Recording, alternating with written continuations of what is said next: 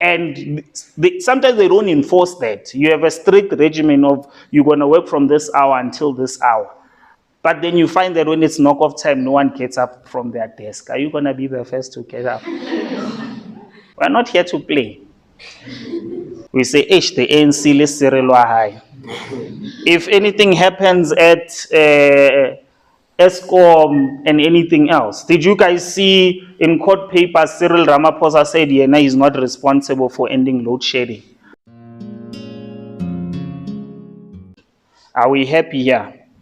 Then for elements of control, there are certain number of resources that need to be achieved. All right? Let me put it this way. What are the resources that are needed in an organization for an organization to run efficiently? You need human resources. An example?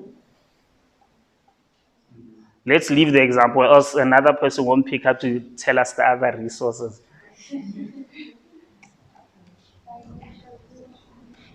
Who said financial resources? A ghost. Financial resources? What other resources? There's human that was mentioned, financial.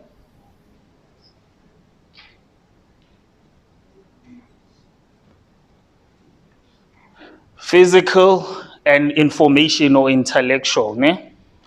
You guys need to know some of the practical examples in relation to the resources for organizations. So you know the 4, that would give you 4 marks out of 20. Then what are the examples under some of these resources, right? Firstly, the number one resource is yourself. In any work environment, the number one resource is yourself. In fact, in any environment, the number one resource is yourself. You are the glue that will link up with the other 4 structures of resources that are there. So in terms of human resources, we are talking issues of skills. What skills do you bring to the table as an environmental health practitioner? Are you able to speak well? Are you able to articulate ideas? Are you able to interact with customers and the public? Are you able to communicate with those above you within your particular organization? Then we speak issues of qualification. How qualified are you and well suited for that particular position, especially in the case of a specialized position, right? How experienced are you? How are you of benefit to the organization that you'll actually be joining? So those are the human resource aspects, right? From an information resource aspect, what type of brand and how do you gel well with the brand of the organization, right?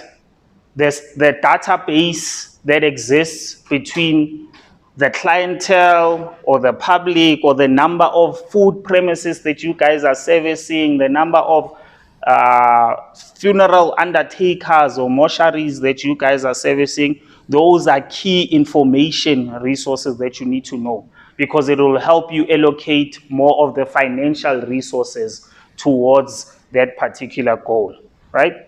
With financial resources, we are not just talking money of the organization in the bank. We are also talking how much debt does an organization actually have. Over and above the issue of debt, how much credit does the organization afford? Because municipalities, they generate revenue from their customer base. But more often than not, it's not enough.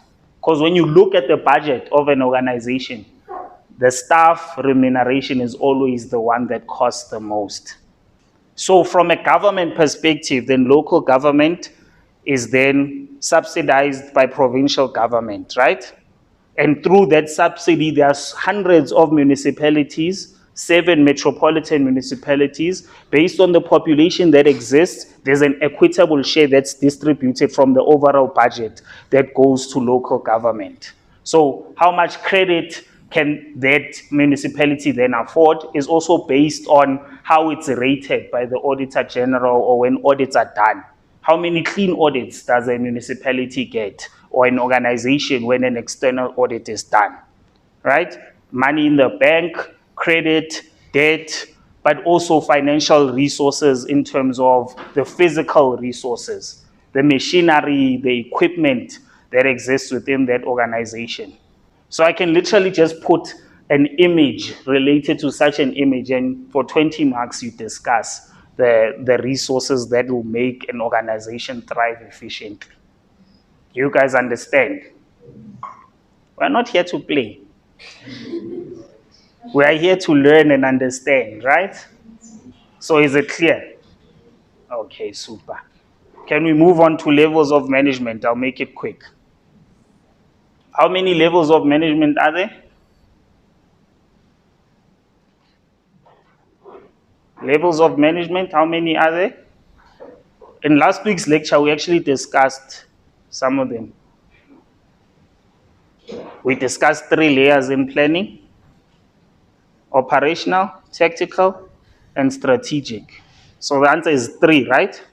There's top management, middle management, and lower management. So top management is where most of the decisions are made, which are informed now by middle management, which is those that report to the executives but also have the ear of lower management. Then lower management is where the majority of the organization is. That's where saturation often occurs within an organization. So top management represent a small group of managers who lead the organization. They have the final authority. So even though a dispute can happen at lower level management or through operational staff, sometimes a decision is made high up by top management in terms of whether the person still has a job, maintains the job, is suspended, or issues like that. They are responsible for the organization as a whole. So that's why right now as an organization, South Africa, we see Cyril as responsible for us as an organization as a whole. So even if something home affairs related happens, we say, the ANC le Cyril wa hae. If anything happens at ESCOM and anything else, did you guys see in court papers Cyril Ramaphosa said he's not responsible for ending load shedding? It's the responsibility of the municipality. But from an outlook point of view, legislatively, yes. But from an outlook point of view, the rest of us who are affected by it are looking at it and saying, how? It's like a father of a house saying, Ekuruleni is the one that brings water in this house. I'm not responsible, you know? And then they are responsible for determining the vision, mission, goals, and strategies of the organization, as well as how they influence the organizational culture. So you'll find that noted. Ne? So you'll find that in large organizations, the likes of Google, Apple, those in Silicon Valley, those overseas, the organizational culture is work till you drop.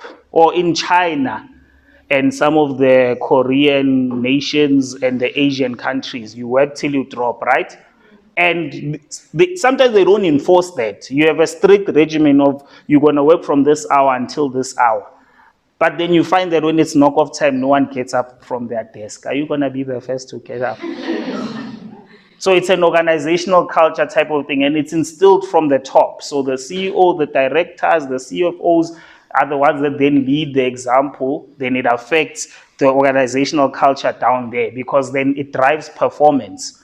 And remember what we're talking about competition of various departments when we spoke about departmentalization, right? This department is doing better than this one. This department may end up being seen as redundant. Therefore, even when people leave the organization, you'll find situations where staff is not replaced.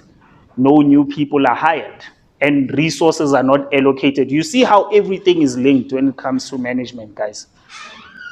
I wanted to ask, what is actually, if let's say there's a top management, what could be the difference between the board of directors and the appointed CEO?